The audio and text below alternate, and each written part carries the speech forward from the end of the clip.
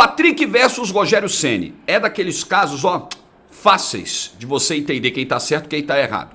Baseado nas informações que a gente tem. Outros casos envolvendo o São Paulo são mais complexos. A questão financeira, o planejamento para 2023, o balanço da temporada 2022. Também faremos isso aqui no vídeo. Também vamos entrar nessas questões aqui no vídeo hoje, voltado para o São Paulo Futebol Clube. Vamos lá. Esqueminha de sempre. Peço para você deixar o like do vídeo. Segunda coisa, se você não se inscreveu no canal, faça isso. Você já está inscrito, está inscrita? Dá uma olhadinha se o sininho está ativado, hein? Pra você não perder os vídeos novos, não perder as notificações para ficar sempre ligado e ligada aí. Mais uma coisa, Aposta Ganha, o QR Code tá aqui. Aposta Ganha, você sabe que é o principal site de apostas esportivas do Brasil. E eu quero te falar de um diferencial do Aposta Ganha, que são as Ultra Odds. O que é a Ultra Odd? Ela é a melhor cotação do mercado para o time favorito naquele jogo.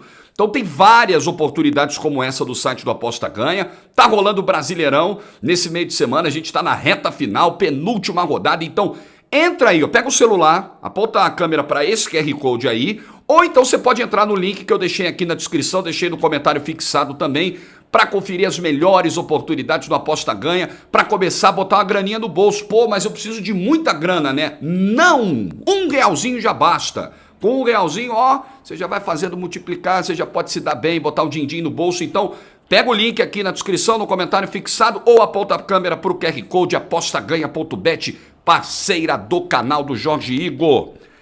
Vamos lá. Vou deixar o caso Ceni e Patrick para o final.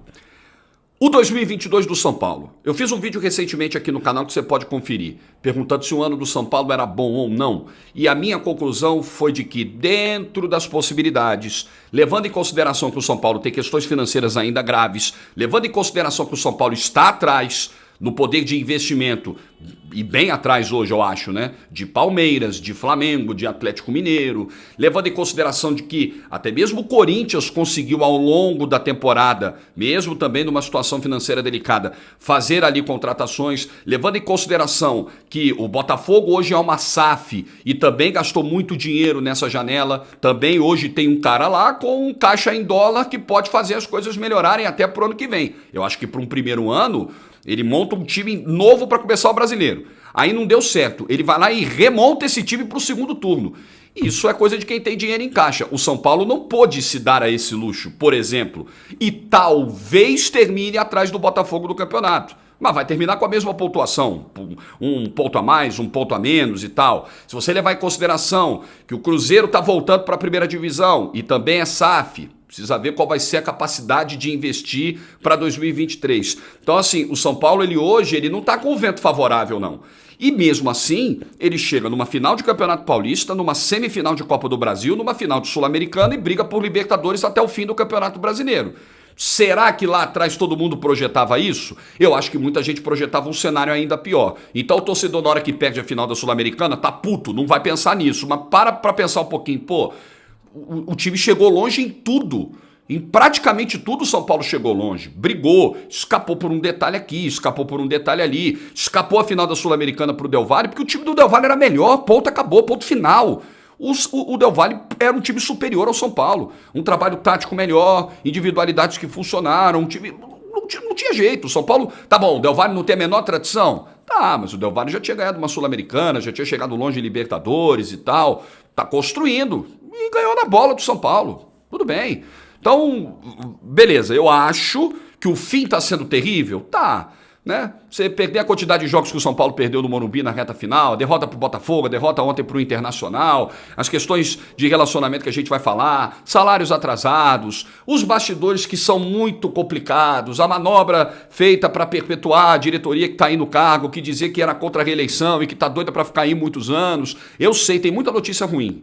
Mas no campo não foi de todo ruim o que o São Paulo fez no ano, na minha opinião. Planejamento para 2023. Primeira coisa que eu acho que o São Paulo acertou foi: vamos manter o Rogério Ceni. Ou não vamos manter o Rogério Ceni, vamos trocar o treinador. Mas dá essa resposta o quanto antes. O São Paulo deu. O presidente ontem reforçou a ideia de manter o Rogério Ceni para o ano que vem, dizendo que ele já começou o planejamento. O próprio Rogério já falou sobre isso abertamente, que começou a desenhar, trabalhar, fazer as observações aí para 2023. Então, Ok, nesse ponto o São Paulo também acertou. O São Paulo, eu falei da questão financeira aqui, se você for olhar, olha como a coisa tá feia, a dívida tá grande, tá grande. O São Paulo na virada do ano trouxe Jandrei, trouxe Rafinha, trouxe Alisson, Nicão, Patrick, dentro das possibilidades dele o São Paulo se reforçou. E acho que não vai conseguir fazer esse volume pro ano que vem, porque tudo que a gente tem ouvido é que serão contratações pontuais. Então não vai ser na mesma quantidade, eu imagino que foi no ano anterior, porque infelizmente ainda na questão financeira o São Paulo tem muitas dificuldades.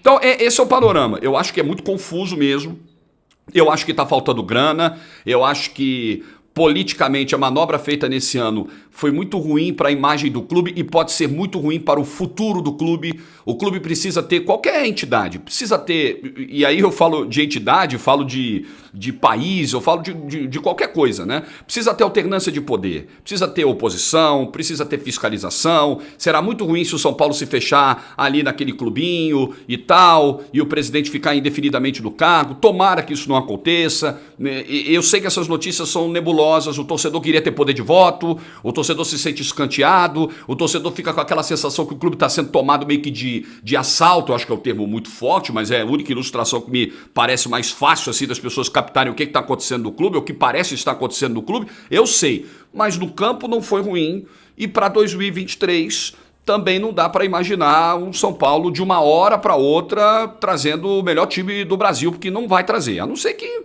passe aí por um processo de virar SAF, venha um grande investidor, um grande fundo, uma grande empresa. Mas isso por curto prazo não dá para pensar, né? Porque você também tem todo um processo burocrático e precisa ver se as pessoas que estão lá vão estar interessadas nisso também. Então, feito esse registro, vamos falar especificamente da situação Rogério Ceni e Patrick. O Rogério Ceni deu uma declaração, passou aproximadamente 2 minutos da coletiva de ontem tratando desse tema. Vou colocar o vídeo aqui para a gente acompanhar junto o que disse o técnico do São Paulo. Vitória. Sobre o Patrick no intervalo do jogo do Maracanã, eu resolvi fazer uma alteração. O Patrick já estava sofrendo um pouquinho para fazer a recomposição defensiva. O Fluminense é um time de boa transição, de bom toque de bola, e eu resolvi tirar como vários outros jogadores, como por exemplo 2 hoje saíram no intervalo, e o atleta teve uma reação que não é condizente com um profissional. Então nós conversamos ontem, ele pediu desculpas ao grupo, pediu desculpas a toda a comissão técnica pelo Jasder, veio para o jogo normalmente. A opção de não escalá-lo não foi por isso, foi para ter um meio de campo mais consistente, mais forte, porque o Inter joga com 4 jogadores, Maurício vem muito para o meio campo para jogar, além dos outros 3 jogadores de meio, os 2 volantes, mais o Alan Patrick que joga pelo meio, e por isso nós tentamos um meio de campo um pouco mais sólido, tanto que ele entrou no segundo tempo. Agora, uma atitude que é um pouco fora do padrão. Eu sempre não tenho problema nenhum jogador reclamar, eu acho que faz parte. O cara chuta um copo d'água, não é legal, mas assim, quando você é um pouco exacerbado dentro do vestiário, mais nada de ele, eu vi coisas de outro, não tem nada.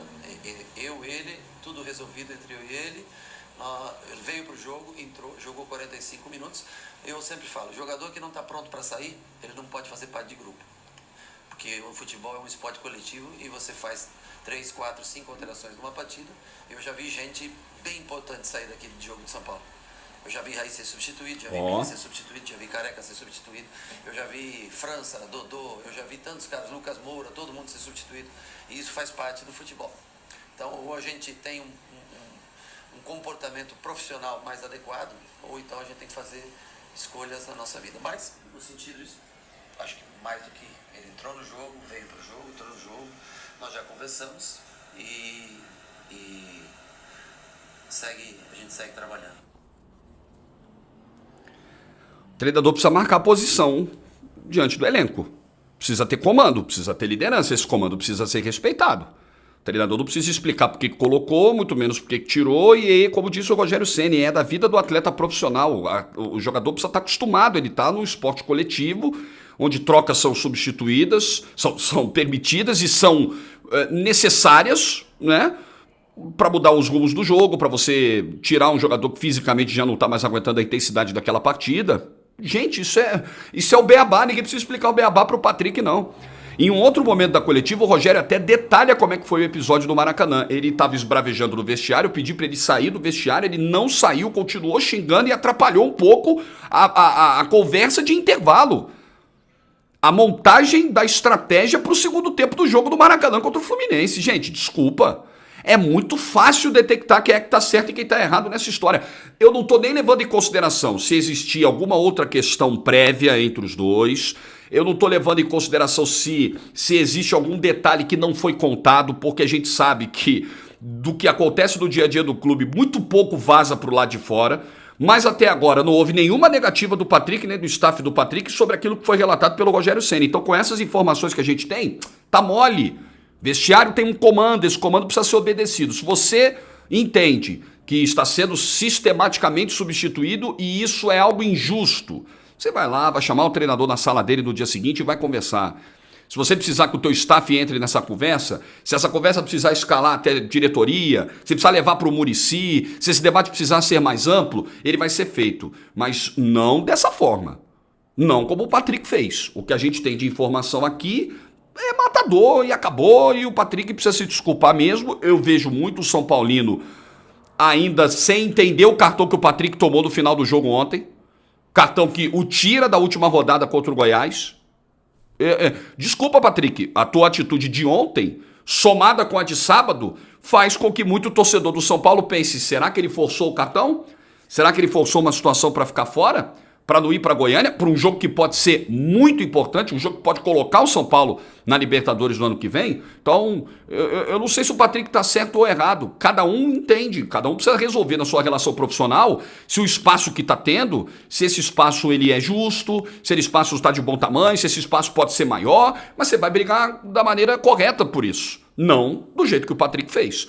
O Rogério Ceni não pode aceitar esse comportamento do Patrick nem de ninguém. E ele demarca essa linha quando no final ele cita outros caras muito grandes que passaram pelo São Paulo e que lidavam com essa situação. E o Rogério, com a experiência que tem, com o bom senso que tem, ainda mostra que, olha, gente, o cara sair pé da vida é super normal. O cara vai lá.